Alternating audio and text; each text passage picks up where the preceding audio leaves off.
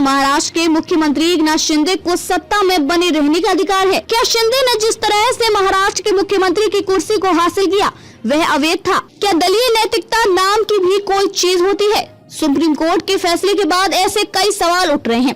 सवाल यह भी है कि क्या 5 जजों की संवैधानिक पीठ के फैसले के बाद शिंदे को सीएम बने रहने का नैतिक अधिकार है? जाहिर है, जब देश की सबसे बड़ी अदालत कोई टिप्पणी करती है तो उसके मायने भी बड़े होते हैं। लिहाजा महाराष्ट्र के पिछले साल के सियासी संकट पर फैसला सुनाते हुए सुप्रीम कोर्ट ने जो लकीर खींची उसको समझना जरूरी है। नंबर 1, सिर्फ पार्टी को चीफ व्हिप बनाने का अधिकार। सीजेआई डीवाई चंद्रचूड़ की अध्यक्षता वाली सुप्रीम कोर्ट की संवैधानिक बेंच ने कहा कि चीफ व्हिप की नियुक्ति का अधिकार राजनीतिक पार्टी को है।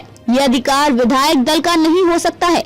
यानी भले ही एकनाथ शिंदे के साथ ज्यादा विधायक थे, लेकिन इस सियासी संकट की स्थिति में उन्हें और शिवसेना के बाकी विधायकों को यह अधिकार नहीं था कि भरत गोगावले को चीफ व्हिप बनाया जाए। नंबर 2, एकनाथ शिंदे को विधायक दल का नेता बनाना अवैध। संवैधानिक पीठ ने जो एक और अहम टिप्पणी की, अदालत ने कहा कि विधायक दल के नेता का चुनाव राजनीतिक पार्टी की ओर से होना चाहिए। विधायक दल की तरफ से कोर्ट ने सुनील प्रभु को चीफ व्हिप और अजय चौधरी को विधायक दल के नेता के रूप में स्पीकर से मिली मान्यता को वैध ठहराया। कोर्ट ने कहा कि चूंकि यह शिवसेना पार्टी की ओर से प्रस्तावित किया गया था, लिहाजा यह वैध है। वहीं अदालत ने भरत गोगावले को चीफ व्हिप और एकनाथ शिंदे को विधायक दल का नेता बनाने के फैसले को अवैध करार कर दिया, क्योंकि यह पार्टी की ओर से समर्थित नहीं था। नंबर 3, लेजिस्लेटिव पार्टी पर पॉलिटिकल पार्टी की जीत। सुप्रीम कोर्ट के 5 जजों की बेंच का फैसला एक तरीके से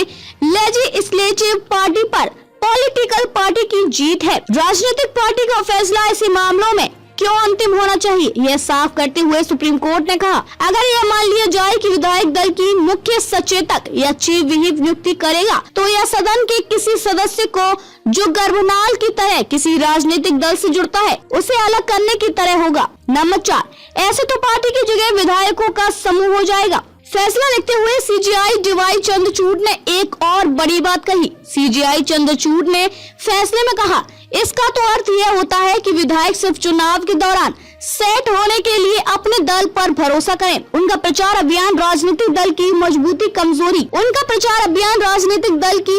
कमजोरी वादों और नीतियों पर आधारित हो। वे चुनाव में पार्टी से अपने जुड़ाव के आधार पर अपील करें, लेकिन बाद में खुद को पार्टी से पूरी तरह अलग कर लें और एक विधायकों के समूह की तरह बर्ताव और काम करने लगे। हमारे संविधान में ऐसी शासन व्यवस्था की कल्पना नहीं की गई थी। नंबर 5, आर्टिकल 212 की दोहाई देने पर कोर्ट की फटकार। एकनाथ शिंदे खेमे के लिए सुप्रीम कोर्ट ने फैसले में एक और झटका दिया। बेंच ने कहा, शिवसेना के चीफ व्हिप के रूप में भरत गोगावले की नियुक्ति को अवैध इसलिए है क्योंकि शिवसेना विधायक दल के एक धड़े ने यह